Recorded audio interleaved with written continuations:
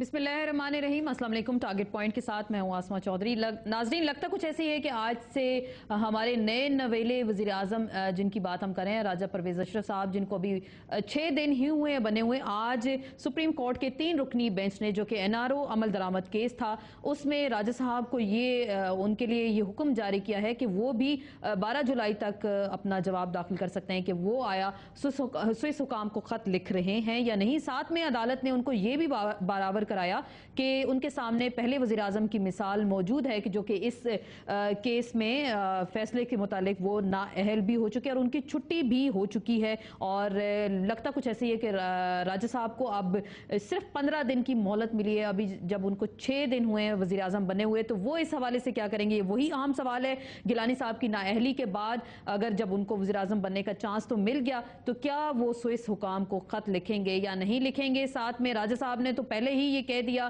कि जी मेरा मौक़िफ़ भी बिल्कुल गिलानी साहब की तरह वाज़िया है कि हम ख़त नहीं लिखेंगे। जोश ख़ताबत में ये कह तो चुके हैं, लेकिन उस हवाले से उन पर भी तौहीन अदालत की एक दरख्वास्त दायर हो चुकी है।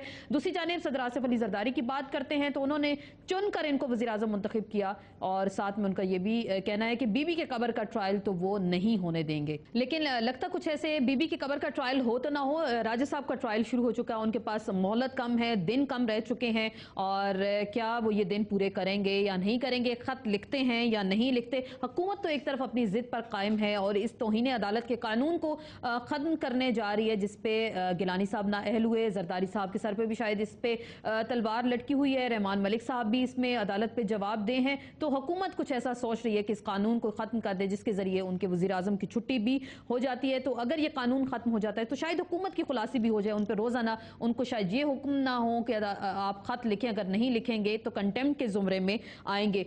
साथ ही हमने देखा आज वकला ने भी चीफ जस्टिस से इजहार यकजहती के लिए हड़ताल की और सुप्रीम कोर्ट के फैसलों पर अगर हुकूमत अमल दरामद नहीं करती तो वकला ने कहा कि वो अमल दरामद करा कर रहेंगे।